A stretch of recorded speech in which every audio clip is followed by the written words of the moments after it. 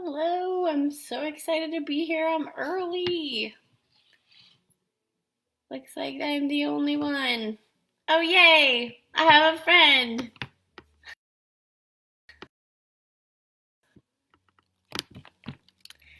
If you're here, all you really need is something to write with. I'm gonna recommend if you like small writing, I'll probably say this again, paper, a pen, and a highlighter.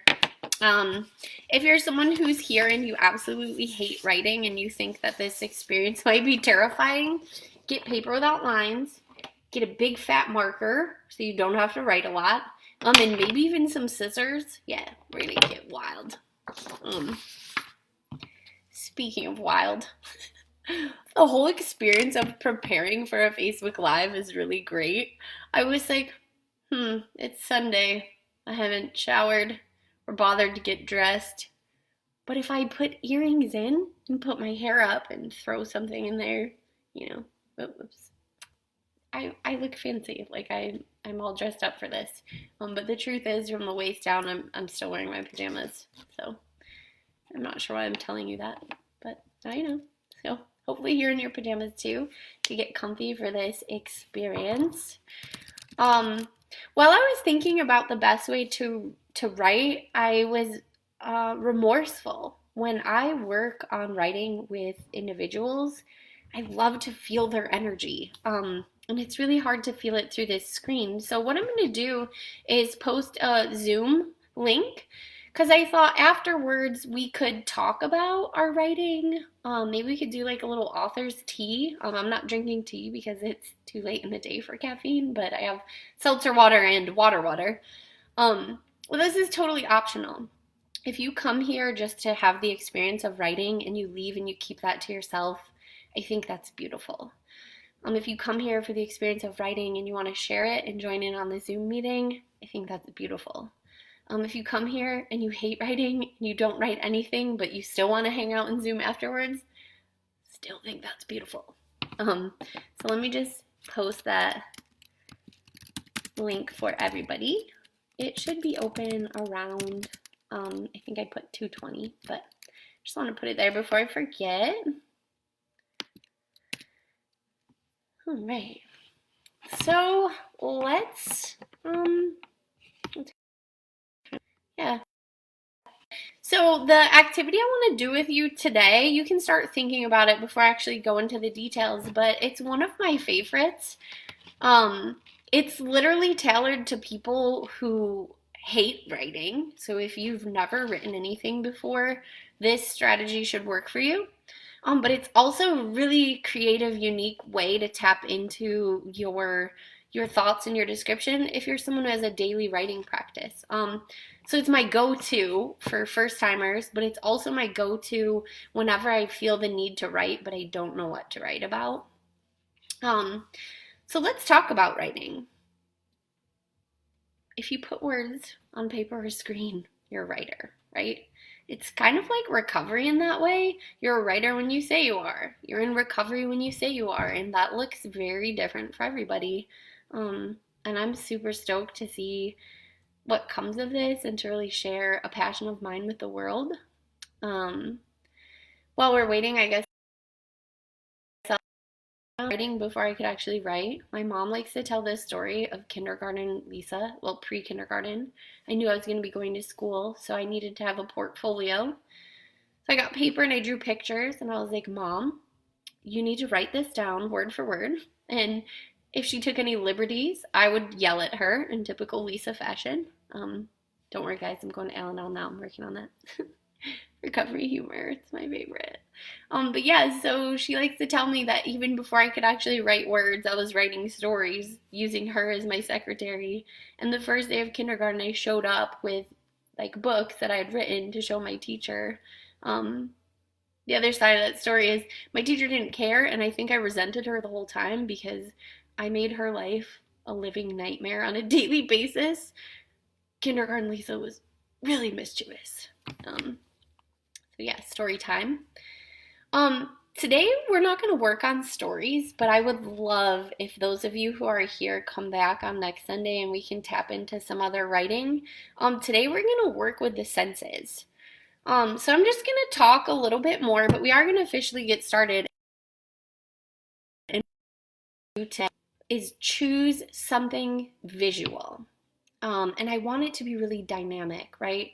So preferably it's a picture that when you look at it, you feel things. You can remember the moment. You can picture the context. You can like really smell the smells and feel the feelings. However, if you're someone who doesn't have pictures on hand, you could Google image really anything. Let me throw out some examples. If you're drawn to the ocean, Google an ocean sunset. Um, if you're, let's see, I see John and Kyle are in here. We've got two runners. You could pick a picture of you running or a picture of a race flyer for something you're looking forward to. Maybe a picture of a trail that you would love to run at some point in your life. Those of you with your phones, like go ahead and pick something. So as I'm talking, I'm hoping that you're out there kind of scrolling through some options. I'm going to pick a recent one because despite my many strengths, memory is not one of them. So this was just from, oh goodness, computer stuff. Can we see that? Yeah. This is like a little nature art my friend Chelsea made the other day when we were outside. I'm going to pick that because the memory is so fresh. While you're looking for these pictures, just think about all the senses, right? So we want to think about what did it look like? We see it. What smells might have been there? Textures. I see Jen says that 2020 Barracuda. Love that about you. What would it feel like? Like, what does the metal of that car feel like under your skin? Is it a hot day? Is it a cold day? Is it a windy day? Is that car in the Bahamas and you feel the humidity in the air? So whatever picture you choose, I want you really, really thinking about those senses. If you're a creative person with a scatterbrain, you could be just all of them together. Despite my creativity, I am a list person, so I'm actually gonna list it out, right? What are my senses? Well, I have my sense of smell. I'm gonna start there because I think it's the hardest, and I like to get the hardest things out of the way first. Side note, also a recovery thing. All this stuff that's part of my recovery journey, some of it's really hard. I do that stuff first so I can P.S. This is the fun stuff. Anyways, I digress. What I want you to do is, oh gosh, find a picture, and we're going to take some time journaling about the senses. So while you're thinking of this picture, whether it's one you got off of Google, it's in your phone, maybe it's a picture that's in your memory because it's so vivid, that works too. What were all your senses doing in that moment? What does it look like? What might it have smelled like? For me, it's in the forest. I can smell the coldness in the air. If I were to have a picture of hiking in the winter, I might talk about the taste of the snowflakes, the sounds, the feeling, that tactile sensation. We're about I think now's a good time to actually start with the writing, okay? We are actually going to this is like phase 1. It's not even our writing piece, it's brainstorming. There's a famous quote, I believe it's from Hemingway. Yeah, it's a Hemingway quote. He says, the first draft of everything is poop. Other word. So right now we're working on our first drafts. It should be horrible, right? I don't want you to think about anybody seeing it, whether or not it's good or bad. All I want you to be thinking about is that moment that the picture encapsulates in all of your senses. So what I'm going to do is I'm going to set a timer. 2:08. I'm going to set a timer for 6 minutes. Just barely enough time. Trust me, it sounds like a lot. And during that 6 minutes, you're just going to journal in any order. You know, if you're a list person, list it out. But I want you to be as descriptive as possible. Like, make it so if I were to read your journal, I can kind of picture that image that you have in front of you without seeing the actual image. Okay, I am going to join you and do a little writing myself. So there will be some silent time, but I'm also going to type these directions in the comments. Before I actually start the timer, does anyone have any specific questions?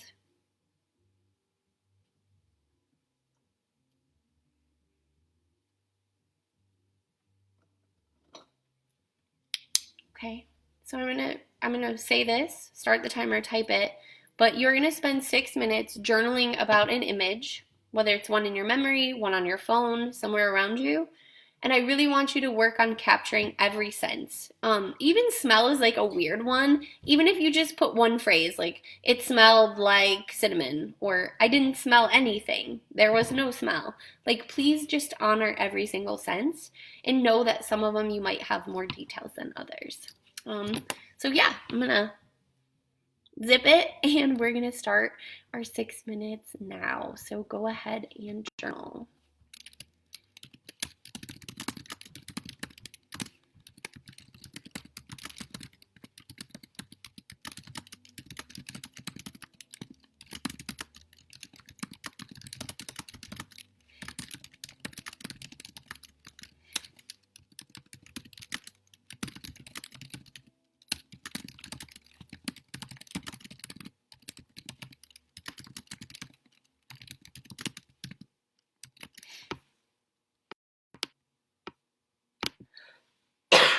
Sorry about that.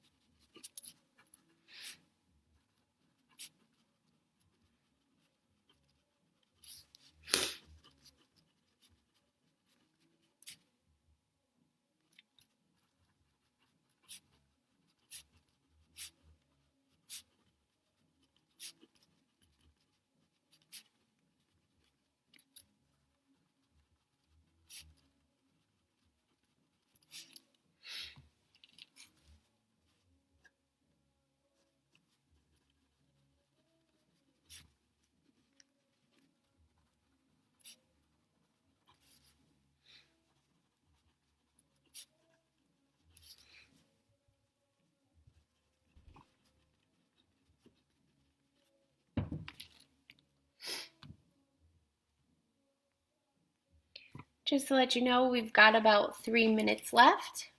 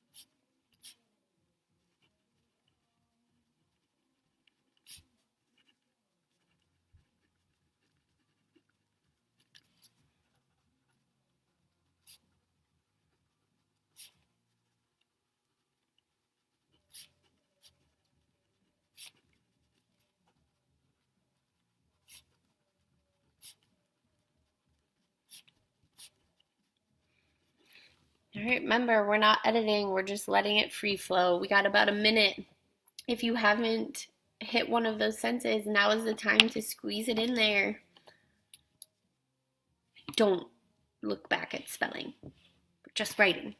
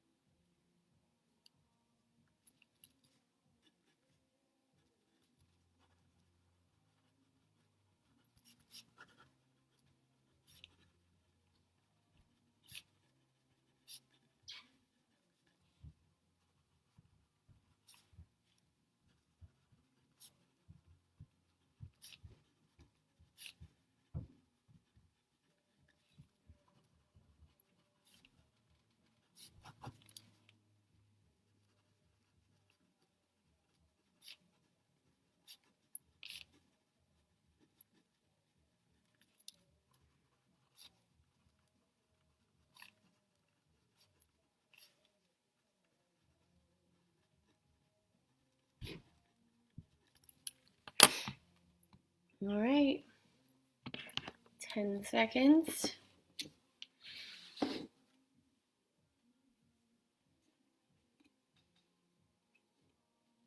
Okay, that's time. But we're not quite done. Just a few caveats. If you found that your journaling took a whole different course, like detracted from the picture, no worries. This writing exercise is, oh, here I go again with metaphors. It's like letting go. We're gonna learn how to let go of what we wanted to do when we sat down in this chair and do what comes to us in that moment. Which has just been, the theme of the month. So before we get into the next, what I go back through again, not an editing eye. I know that I spelled spearmint wrong and I was going to take some time to fix it, but I didn't because I have to practice what I preach. What I want you to do is just go through and make sure you captured everything you want to capture, because the next part, that will be important. But if there's anything yuck in there, just leave it be. Don't worry, we're going to get rid of, Hemingway says our first draft is poop. We're going to get rid of the poop and mine for gold. So as I'm rambling on, I hope you're looking at your journal and just making sure you have all of those senses and didn't forget something.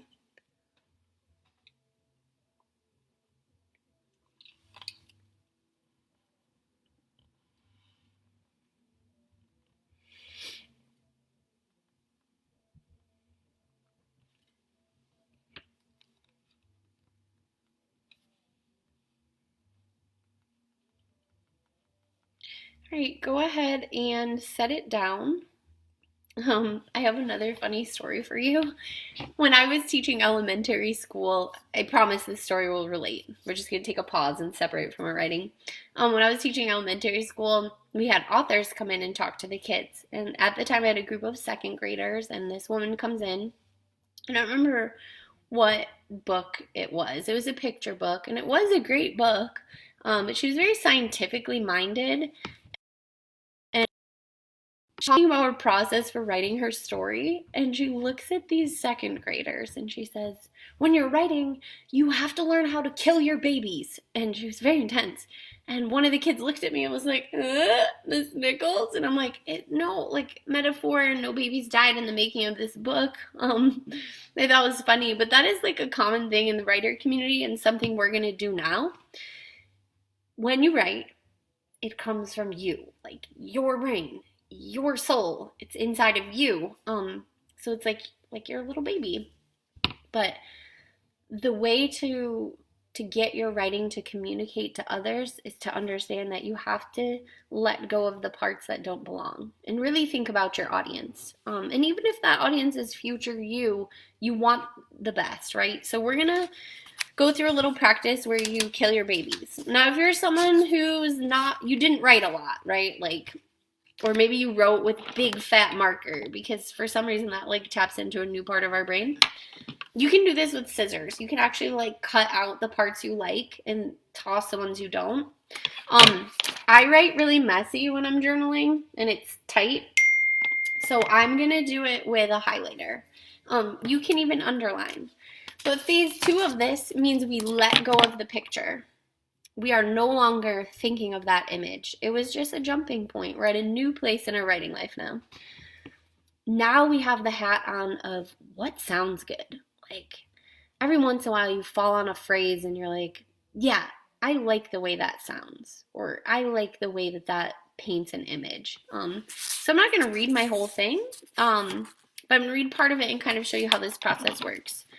So the crisp air tasted of cold, and each time I picked up a stone, I could feel the cool temperature of the earth, could feel the once rough texture, and on another smooth.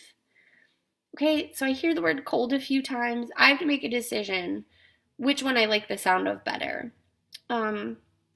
And I think rather than tasting the cold, I could feel the cool temperature of the earth. So I'm just highlighting that piece. And then I'm going to go through and I'm going to find some other things. Yeah, some of it's garbage, and I'm okay with that because it's my rough draft, and some of it's great. So while I do this, I want you to do the same. I'll type the directions, but you're basically going to identify what you like and want to keep. And sometimes even the harder part, identify what you're willing to let go. Even if you read it and you're like, dang, I love every word I wrote, you got to let some go. So just take the keepers. All right, go ahead, get started. Find what you like.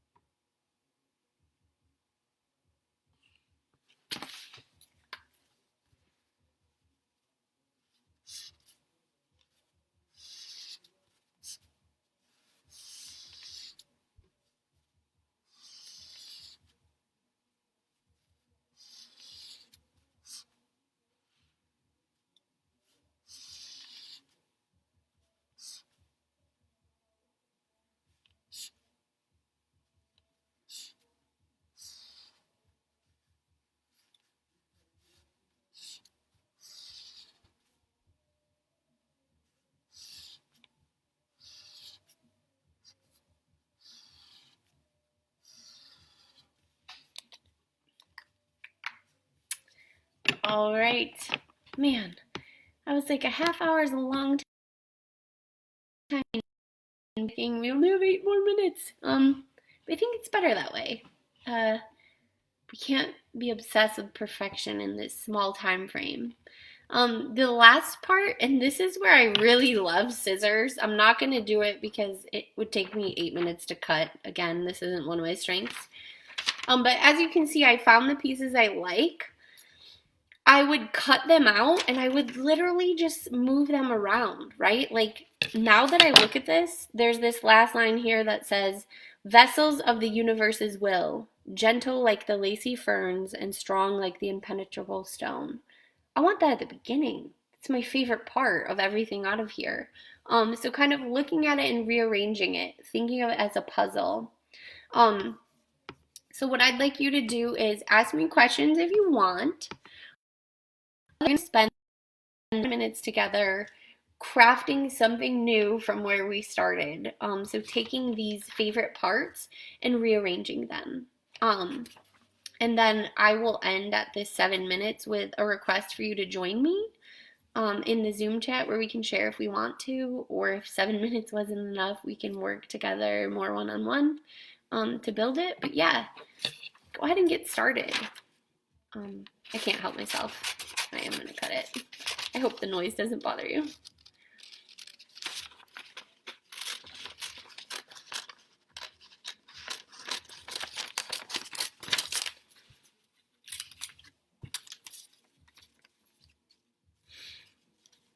when you start putting the pieces together, right, you might find it's missing something. That's okay. Use your creativity, add words, fill in the blanks, make it better. And this is the part where I stop being the teacher and you go with the flow of the moment. What sounds good to you?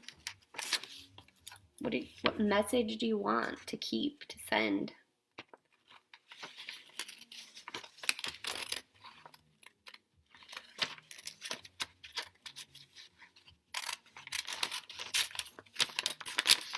Maybe I need to go. Maybe I should have paid more attention in kindergarten to cutting skills rather than messing with my teacher all the time.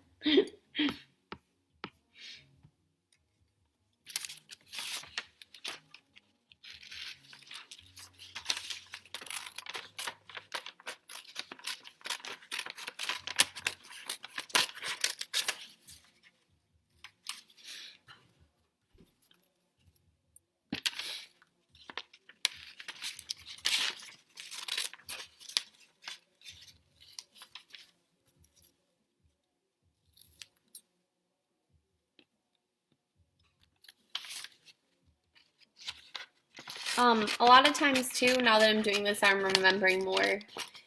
When I write, I use the word I a lot. But when I share poetry, I didn't want to use that word because it scares people, but we're writing poems here, friends. Sorry, not sorry.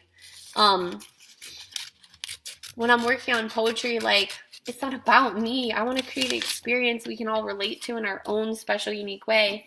So as I'm cutting out these sentences, I could feel the temperature of the earth. I just cut out I. The cool temperature of the earth. That's where it's at. Rough texture. It's nothing to do with me. I'm just a vessel feeling it. Word hippie, I know.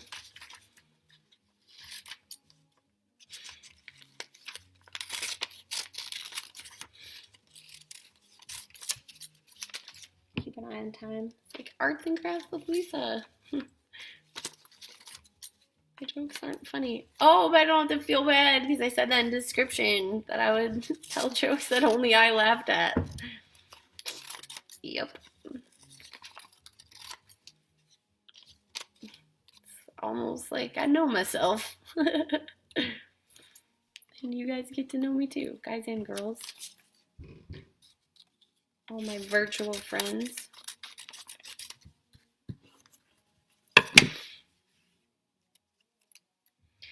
Here's another example. So I had this image and I really liked steps crunching through the forest, but now that this thing's taken on a shape of its own, quite literally, this doesn't work anymore. So I have to toss it out. Which is fine, right? Learning to let go.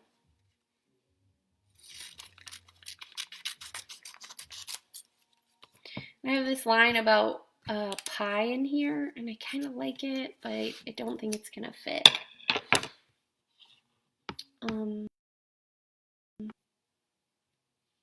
Yeah. Something I pulled up from the bottom is now at the top. It's all great.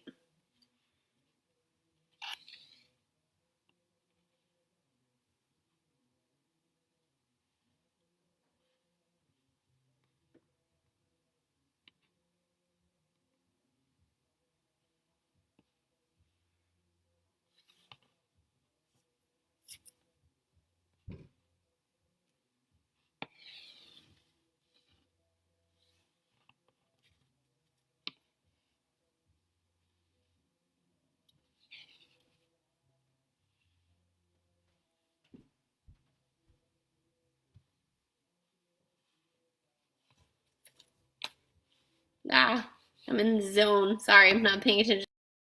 You got that experience too, where you could kind of melt away into this little specific but loose task. Even more importantly, I hope you found some joy. I did post the link at the beginning of the chat. I will post it again now. If you want to join me and ask questions or maybe share your piece, we'll do a little Zoom author's tea. Or for those of you that are watching this video at a future time and date from when it was live, like feel free to message me on Facebook, Lisa Steiner, or leave a comment on the Rockcovery page for this event, and I'll come find it. I'd love to hear about your experience. And more than any of it, thank you. Again, another analogy to recovery. When we work together, it you may feel like it's helping you, and I hope that it is, but it's also helping me. So same for writing. I sat down in the chair and wrote something today. I created and I found joy. I wouldn't do that if I wasn't accountable for setting up this event. So thank you. I adore all of you, and I hope to see you in a few.